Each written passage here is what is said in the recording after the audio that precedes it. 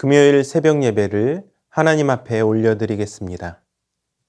함께 보실 말씀은 레위기 7장 28절에서 38절까지의 말씀입니다.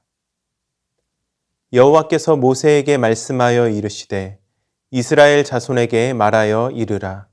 화목 제물을 여호와께 드리려는 자는 그 화목 제물 중에서 그의 예물을 여호와께 가져오되 여호와의 화제물은 그 사람이 자기 손으로 가져올지니 곧 그 제물의 기름과 가슴을 가져올 것이요 제사장은 그 가슴을 여호와 앞에 흔들어 요제를 삼고 그 기름은 제단 위에서 불사를 것이며 가슴은 아론과 그의 자손에게 돌릴 것이며 또 너희는 그 화목 제물의 오른쪽 뒷다리를 제사장에게 주어 거제를 삼을지니 아론의 자손 중에서 화목 제물의 피와 기름을 드리는 자는 그 오른쪽 뒷다리를 자기의 소득으로 삼을 것이니라. 내가 이스라엘 자손의 화목 제물 중에서 그 흔든 가슴과 든 뒷다리를 가져다가 제사장 아론과 그의 자손에게 주었나니 이는 이스라엘 자손에게서 받을 영원한 소득이니라. 이는 여호와의 화제물 중에서 아론에게 돌릴 것과 그의 아들들에게 돌릴 것이니 그들을 세워 여호와의 제사장의 직분을 행하게 한 날, 곧 그들에게 기름 부은 날에 여호와께서 명령하사 이스라엘 자손 중에서 그들에게 돌리게 하신 것이라. 대대로 영원히 받을 소득이니라. 이는 번제와 소제와 속죄제와 속건제와 위임식과 화목제의 규례라.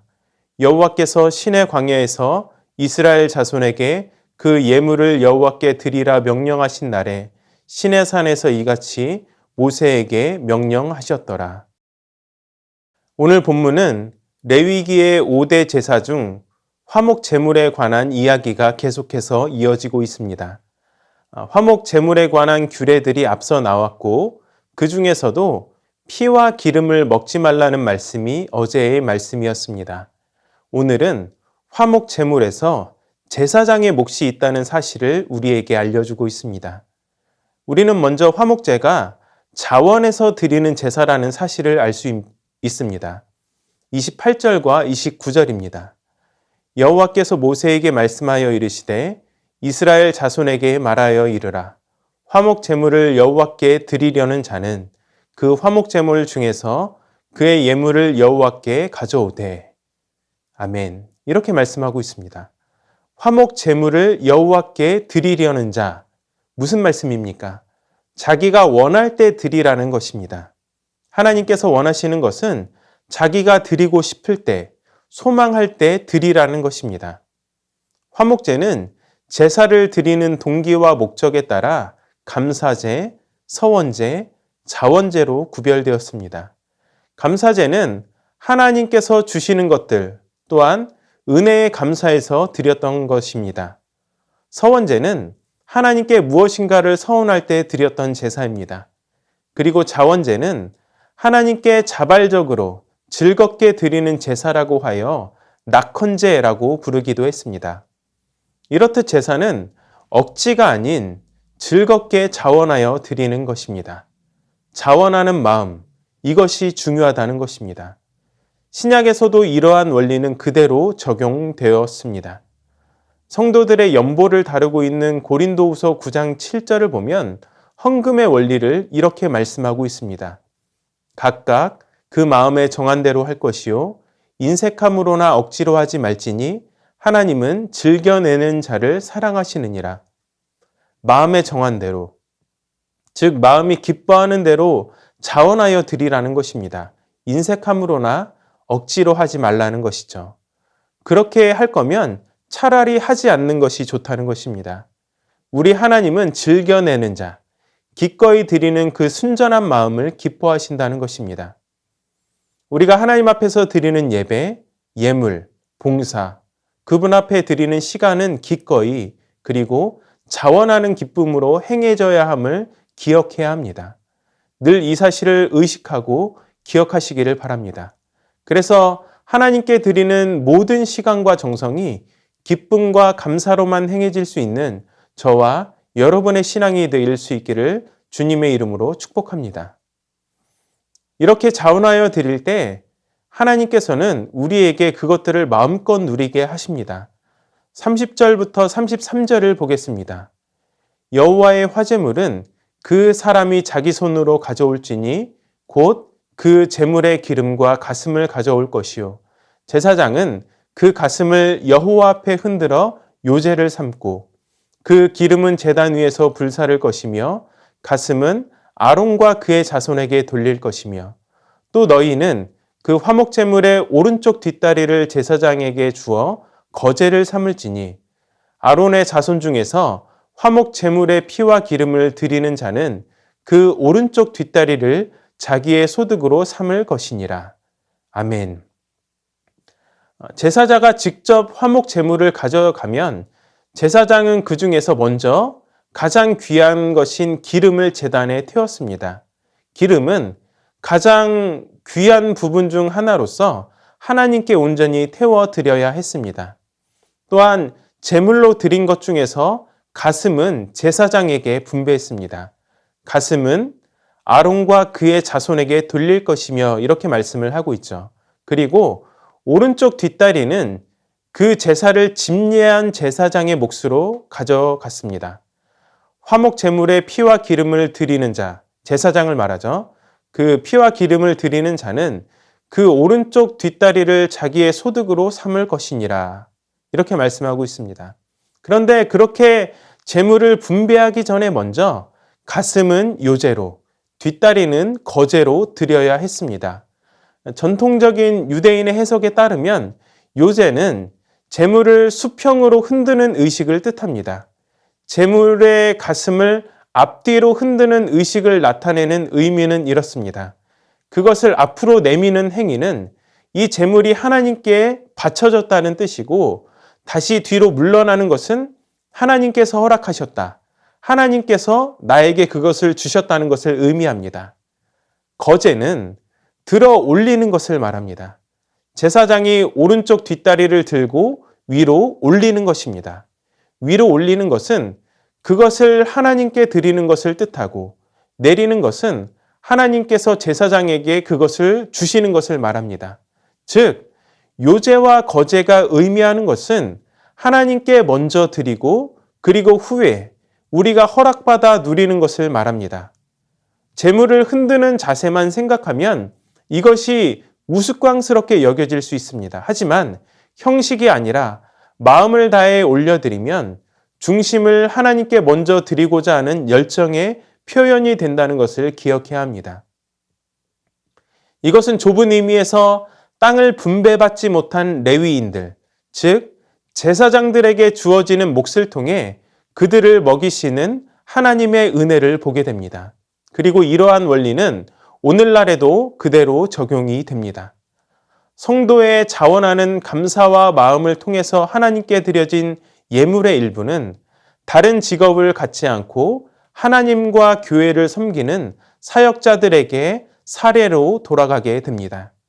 모든 사역자들이 그렇겠지만 저 또한 사역을 시작해서 지금까지 늘 기억하며 기도하는 한 가지가 있습니다. 잠언서 30장 7절에서 9절까지의 말씀인데요. 이렇습니다. 내가 두 가지 일을 주께 구하였사오니 내가 죽기 전에 내게 거절하지 마시옵소서. 곧 헛된 것과 거짓말을 내게서 멀리 하옵시며 나를 가난하게도 마옵시고 부하게도 마옵시고 오직 필요한 양식으로 나를 먹이시옵소서. 혹 내가 배불러서 하나님을 모른다.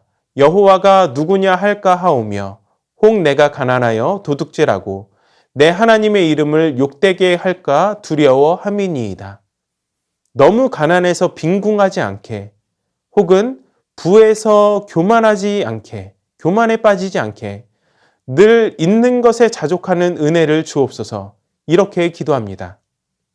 또한 이러한 원리는 넓게 보면 사역자뿐만 아니라 우리 모두에게도 적용할 수 있습니다.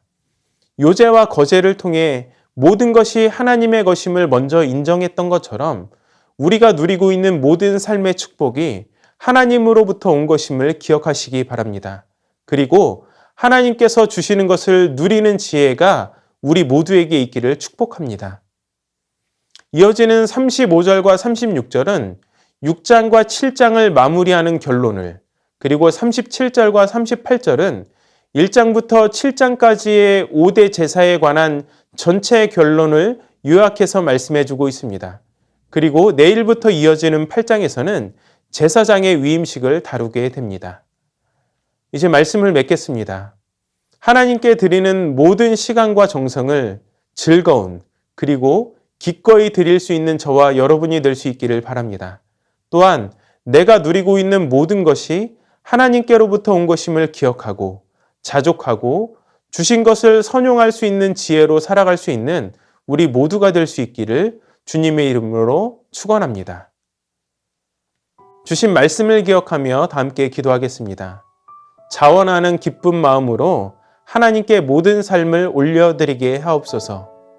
자족하는 마음을 주시고 하나님께서 허락하신 모든 것을 선용하고 오직 주님의 영광을 위해서만 사용하는 지혜를 주시옵소서. 우리 이러한 기도의 제목으로 기도하도록 하겠습니다.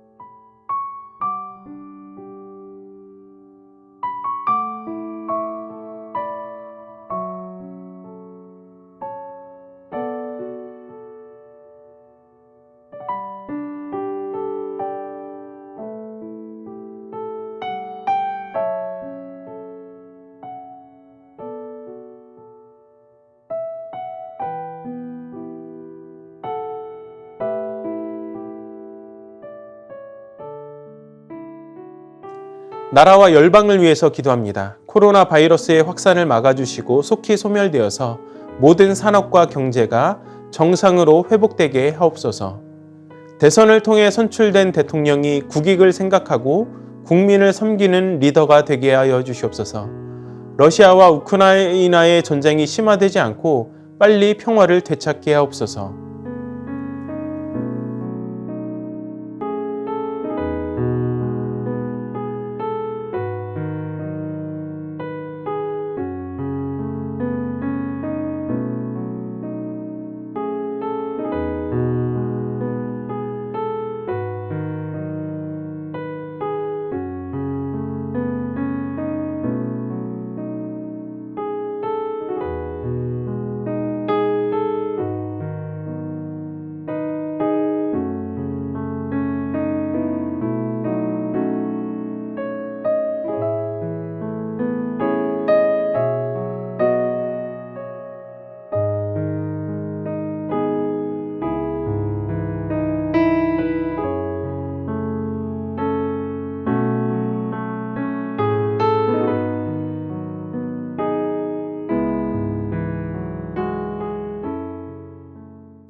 교회를 위해서 기도하도록 하겠습니다. 더욱 모이기를 힘쓰는 교회와 성도들이 되게 하여 주시옵소서.